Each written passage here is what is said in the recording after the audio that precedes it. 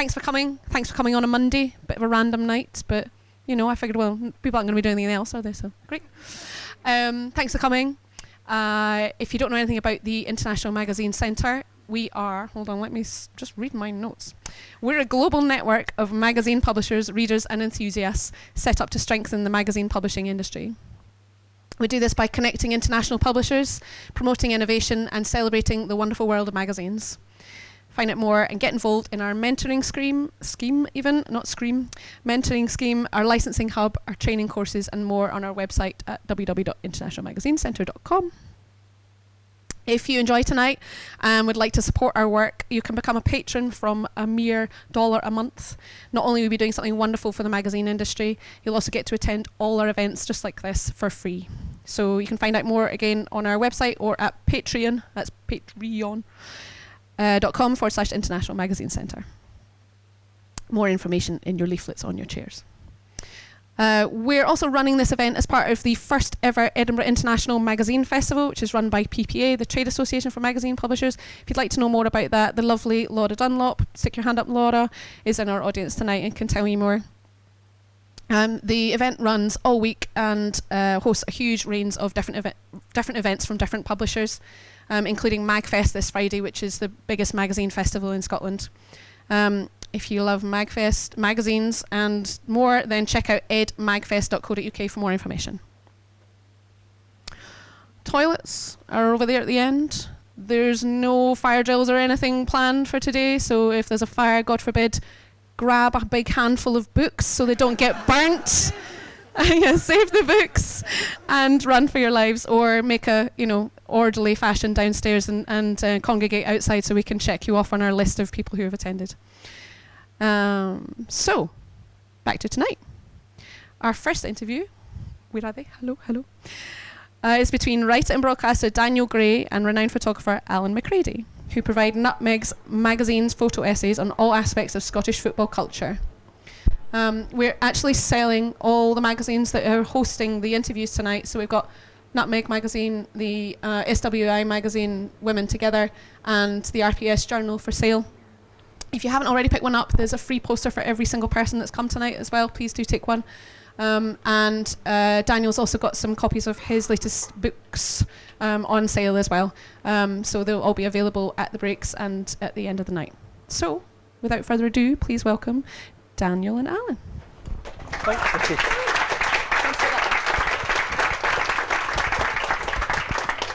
Thank you. I love this chair arrangement, Alan. This is perfect. Get the guitars out. Come on. I quite like having a handheld mic because I always try and hold it like Bowie, the way he holds it. So if we struggle tonight, I'm going to start singing Heroes. So just be careful. Far more Boyzone, but in the current awful state as they are now. The granddads of Boyzone. Don't worry if there is a fire here tonight, because there's about 15 fire engines and The Rock in the next street who'll come and save us. Who'll come and save us all. I'm Daniel Gray, and this is Alan McCredie, as you may have established by now. Alan and I met because we lived on the same street. Is the main reason we met. In my head, we were putting the bins out one night, and we got into a very deep discussion about French literature or something like that. But it's more likely that our wives made us speak to each other because they were friends. I'd admired Alan's photography for a long time before I met him. I've always loved documentary photography in particular. And around in the year before the referendum of 2014, Alan and I did a book together called This Is Scotland, and it consisted of 12 chapters about 12 different places around the country. It wasn't a political book. We just wanted to take the temperature, I suppose, of these sometimes neglected places across the country through Alan's photography, and then I would write an essay about each of these places. We never felt like we were finished with that approach to things, and so in September 2016, or just before, when Ali Palmer here was coming up with the idea of Nutmeg, we felt it was something we wanted to be part of. We're both totally in love with print. I struggle to write for online because it just doesn't give me the same thrill as seeing my words in print, and the internet doesn't smell as nice as pieces of paper. That's a strange website. And we decided football's probably our biggest love, beyond our families and all that. You can tell whose family's here, can't you? Yeah, exactly. To go again around Scotland. I think I'm an Englishman, as you can tell, but I think Scotland's football culture is so rich, and its heritage and the way in which you can get in a football conversation in all kinds of scenarios. But this, for us, it's always about football beyond the old firm, and just in the communities and all sorts of topics which you'll see whirring around, and we'll come to talk about the photo essays shortly. Nutmeg has given a platform to all sorts of people like Alan and I, whether established writers or newcomers, and in a way it has the ethos of a fanzine in that it's eclectic and it reflects the fact that football fans don't just love football, that they go to the match and they don't even talk about football, talk about music and other things, and in the ethos of attracting new writers and young writers and unestablished writers as well as all of the others. And it does smell very nice. And it smells beautiful. Alan, do you share the same love of print as me? Your industry has changed so much, obviously. Yeah, I think so.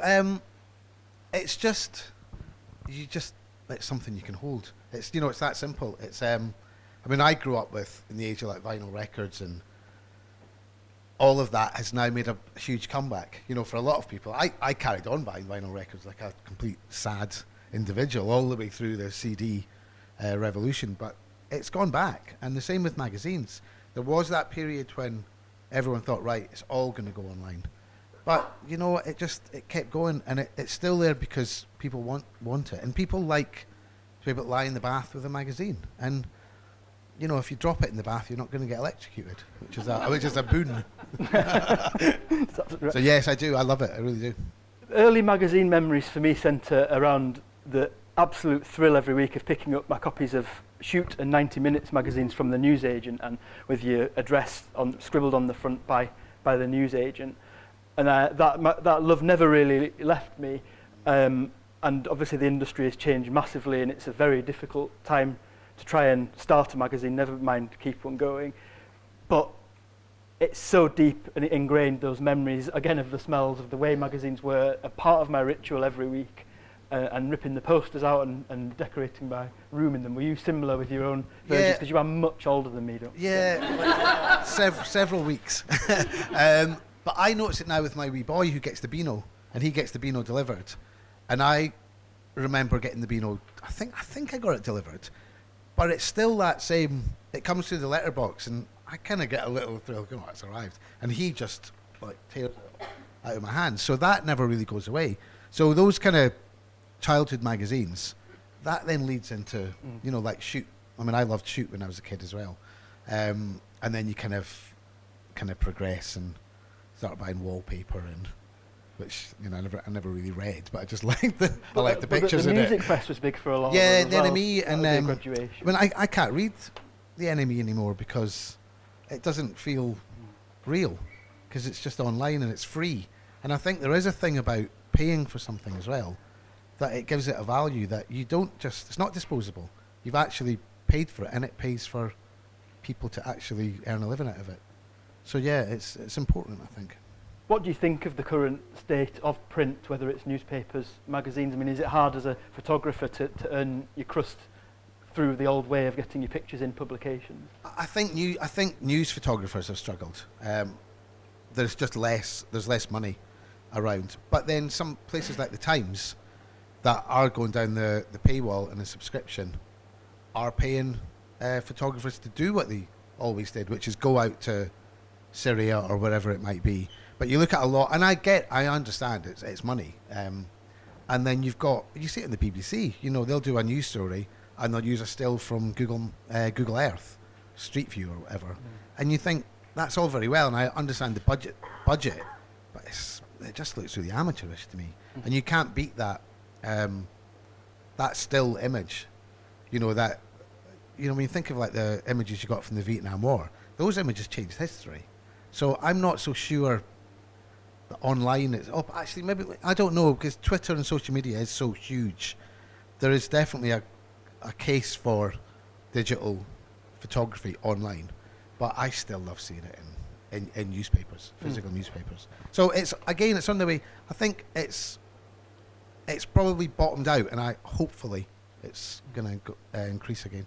I hope. I think then if we go on to talk a bit about Nutmeg and our own pieces in the magazine, I guess with the modern way of social media and everything else, they can complement each other. So in my head, the model we have for Nutmeg is it only comes out every 3 months, but it's alive in between. It's alive because people are reading it and they're reacting on Twitter. It's alive because we do a podcast every 2 weeks, so it can complement the print. We hope people are therefore signposted to buy the print version. We're not always sure they are. It's alive because we make short films around the content of the magazine. So, and it's alive because we do events. So things don't have to stop when it comes out. It still remains breathing in between publication dates, and that's a very important thing.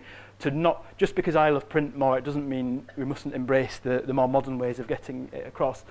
Within that is, of course, as a hint, the difficulty of turning 20,000 views of a video into a subscription to the magazine, and that's something we are trying to learn more about and trying to do more of. When people get hold of Nutmeg magazine, because the design is beautiful, the smell, as mentioned, they want to look through it and they want to engage and they want to buy it, but we don't have, from the start we didn't want too many stockists. The subscription model works best financially, but we're slowly realising perhaps that it benefits us to be in more shops. We hope people buy them in the shops to support the shop. The Portobello bookshop have just started stocking it, but it's also that moment that in a way transfers you back to those young moments of being in the newsagent or having your magazine delivered, because when people see it they want to buy it, which is incredibly important.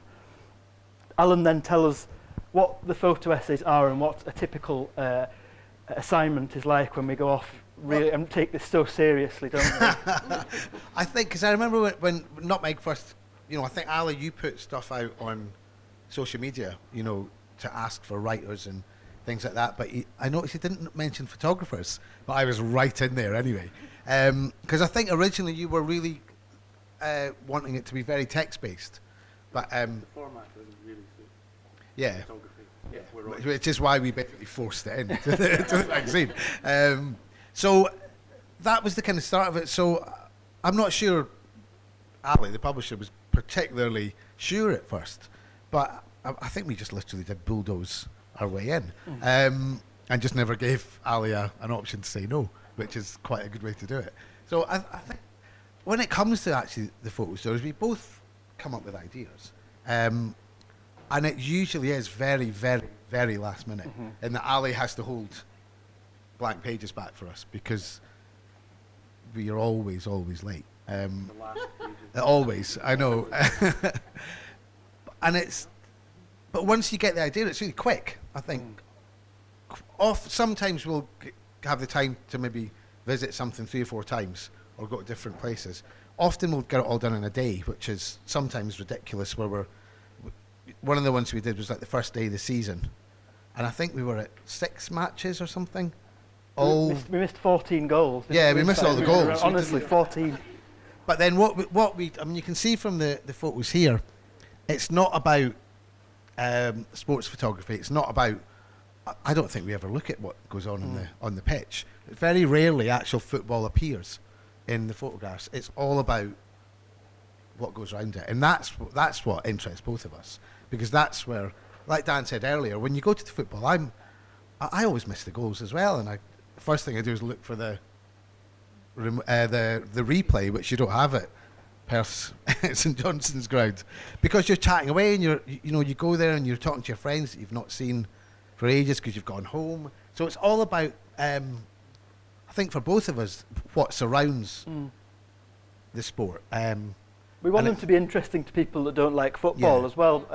There's a tremendous snobbery about football and football writing in this country, and you can see and I love this bookshop, but sports sections are always forced on top floors and odd basements and things like that. And to me, Nutmeg is a little kickback at the way in which sports writing is treated in Britain. This would do better in America, where there's a hell of a lot more respect for sports writing, and it's put on the right level with all other genres, which is the same level, which is where it should be.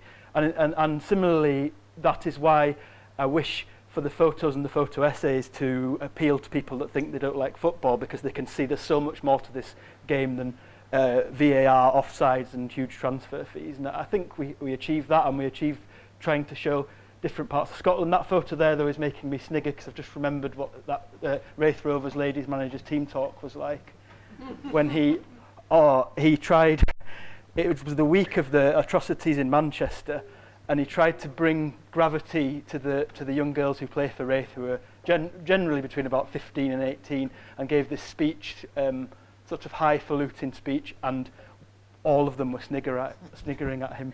And so Alan has to just not take photos of the sniggering, except for our own consumption. I think they won though. So they did win, yeah. So it did work. I think just what Dan said, right? It's more, I kind of see it maybe in a kind of highfalutin way as a little bit of social history, I think, as well. I mean, I love looking at old photographs of, well, like, you know, any time, because it's sort of 30s, 40s, 50s onwards. And it's just because you're looking at the people, you're looking at the different clothes, you're looking at the different things they did.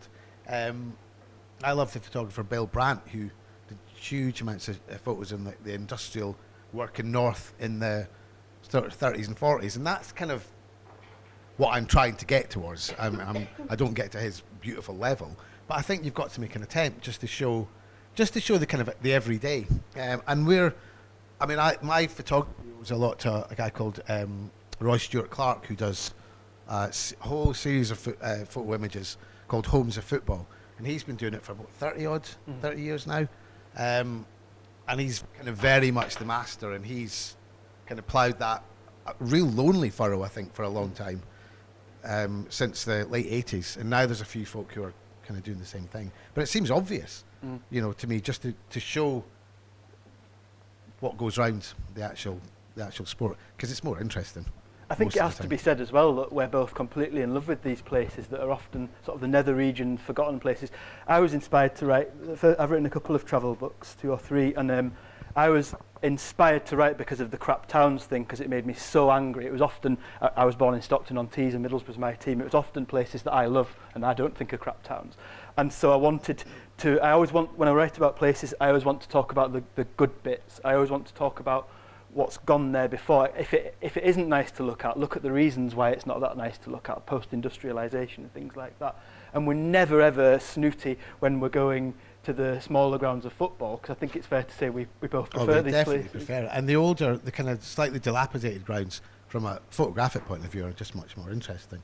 The last one we did a thing on Berwick Rangers, and they've got a great old ground that's kind of fallen to pieces. So it's you could give your camera to a monkey and they could get great photos. But then the juxtaposition of that was we went up to Cove near Aberdeen, who've got a brand new stadium, which is, you know, fantastic from their point of view, but from my point of view, I just didn't really know what to do, because everything was clean and it all worked and nothing was falling to pieces. So I just like that, and I like the people.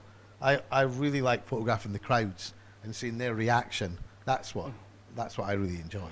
So yeah, there's no kind of, the photo stories are all different. We try and choose kind of as varied themes as we can. Some work better than others. We did one. It can be quite odd. We did one on the red blaze pitches that you get a lot in the west coast of Scotland. And again, Ali, our publisher, wasn't entirely sure about it, but you kind of just know sometimes when it's going to work. And because they come up occasionally on here, because they're all essentially condemned now, they make really striking photographs. And it's that sort of thing really, really interests us. And in terms of the words, I'll read some short extracts from them, but we like the fact that in the National Geographic, the words and photo essays don't always chime with the pictures on, could almost be all about something completely different. Yeah. So it's not, I never describe a photo, that's one of the rules, and I never, because the photo is always going to be better than the words. But I'll read, as an example, a little bit of the Red Blaze Pitches piece. We play on dust, on tarmac, on grass, on concrete, on mud, on sand, on rubber, all across the universe. Underneath our kicking feet, anything will do. Any surface close to solid is good enough. Humans would play football on water if they could. Sometimes we choose where to play, the cul-de-sac or scrubland, the back green with its no ball game sign, or the beach. Goalposts and markings are invented or imagined. Elsewhere, authorities and organisers shoo us onto their facilities on parks and by playgrounds or under roofs where rules denounce any ball played of head height. There are painted touchlines and rusty stanchions, changing rooms and vending machines. A red ash pitch may languish alone in the middle of a neat suburb of semi-detached houses. It may nestle among half a dozen brother pitches beneath tower blocks, or at least where tower blocks once stood. It might be attached to a school, either still in use or pushed to one side by neglect, an embarrassment next to newer facilities, a scruffy uncle sent to the back of the wedding photos. I find these pitches mesmerising, beautiful even. This is almost entirely because I never had to play on one. I did. We put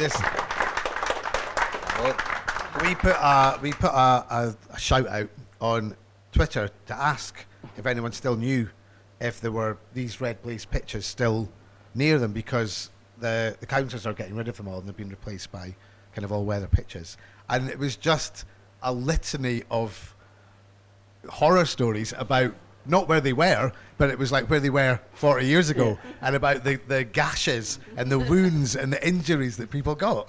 People still keep sending us locations of them now, and you just, we've done it now, we've done it.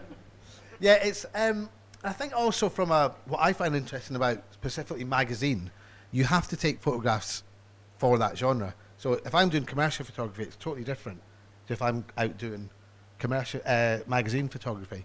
And a lot of the time you're thinking, where's it? You must be the same with your words. Where's it going to go on the page? How it's going to look? So you sometimes get an idea of what might be the lead image in the piece. So you have to leave space. You've got to leave space for headlines and text down the side. So quite often you can kind of think, you kind of nudge Ali, the designer and the publisher, into me saying, I really like this image, so I'm going to leave lots of space around it, hoping that that's the one he's going to choose. And usually that happens, but to be honest, Ali always gets it right. And I think that's what I really like about it, is it all works together. The photos work with the words, and then all of that works in the magazine. And it's a kind of symbiotic thing as well, because it is all three together. And they're all as important, every constituent of it. It wouldn't work if one didn't work, I think. So that's very important. As you mentioned the Berwick and Cove one, I'll read the second reading, an abridged version of that piece, which is in Nutmeg 13, out just last week. You'll find on the table there. The North Sea spins yarns of heaven and hell, joyous childhood holidays recalled and fishing boats tossed ragged, beach versus lifeboat, amusement arcade versus tempest, light and dark. From May 2019, another verse of this conflicting shanty could be added, the exultant rangers of Cove and the inconsolable of Berwick. Over 2 Saturdays in the middle of that month, Highland League Cove gutted League 2 Berwick 4-0 and 3-0. 2 lashings set to the soundtrack of Seagulls high on waxy chips, 7-0 on aggregate, that by turns eulogising and murderous word. In one ocean settlement, they raised their arms to the briny air. In the other, they dropped their heads towards the sand. One lighthouse beamed and the other sighed. Cove were up and Berwick down. This evening, inside Shielfield, the speedway track noosing the pitch creates a wide, welcoming corner parish. It is a busy landing, like one of those genial small squares smattered with old men playing boules you stumble across on holiday. The game begins in elegance. Above us is a salmon sky full of promise and poise. Berwick Rangers' black and gold stripes and Bonnyrig Roses' red and white hoops please the eye. The turf is luscious, some kind of poem. Bonnyrig score 4 before half-time. The match ends 5-3 to them. 94 miles away as the gull flies, Cove Rangers are ready to flicker and shine. This is no new club, a charge that will be hurled at them if they rise through the divisions, as some expect. In 3 years, they will celebrate their centenary. Cove Bay was a village of granite quarries and graft. Such places always need a football team. They tear into Edinburgh City, sharp and snarling. The home side score 5 and concede none. 5 goals, another diverging parallel with Berwick in which the English side come to grief. Cove's new life is all cake and ale compared to the crumbs and gruel of Shielfield.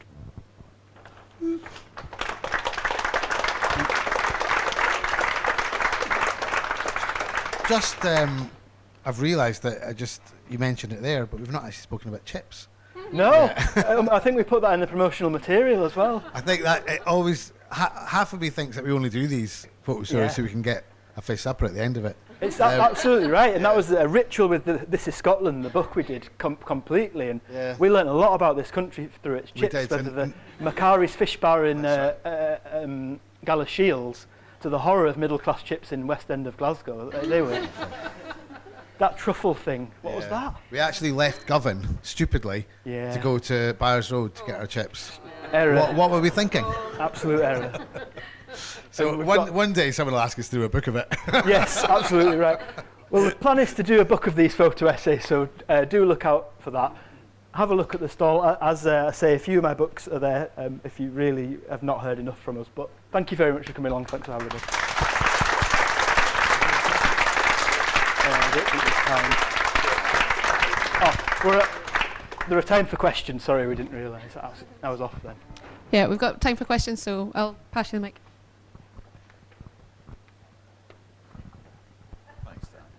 Hi guys, thanks for that. It was brilliant. I was wondering what the football clubs make of you guys. If you come and do you say to them, ask them permission to shoot, or do you actually just go along and do it undercover, as it may be? A mixture. I think sometimes we ask, but sometimes we just turn up and try and blag our way in for free. But I think if we've planned it properly, we ask. Yeah. But if we know we need that doesn't always happen. like extra access. On the first day of the season, we really wanted to get in some dressing rooms because we're complete perverts like that. And so there's times when you have to, but you know, hilariously, because I've got nothing to show that I'm a legitimate writer or anything. Who has? And so I just walk behind Alan with all his equipment, holding this, going, "Excuse me, can you do this for us?" And mostly they're really nice. One of the beauties of lower division Scottish football and Highland League and Lowland League is how friendly and welcoming and pleased to be mentioned somewhere, and most of all just not asked. They are. I think that's it. I don't think they really. They look at us slightly bemused. You go. Do you want us to send you a copy? Yeah. You could. Because we just wander about, and every so often I think I'll maybe just pretend that I'm photographing the actual match, because otherwise I just look a bit odd. Because I'm photographing everything but the game. So occasionally I will press the button a few times and hope that I look legitimate. The weird thing when we've been doing this is that people are, not the people at the clubs, but people in general are fine at having the photos taken, but really suspicious of people with pen and paper. And it's just the bizarrest turn of events, I guess, due to mobile phones and photos and things like that. But I mean, I was nearly ejected at Luton Town for having a Bic pen without permission. Genuinely, which gave me a good 4 pages in a book. All the time it was happening, I was thinking, breaks, I've got nothing to write about. But yeah, that's a weird societal change, isn't it? There's something weird about the writer, but I would agree with that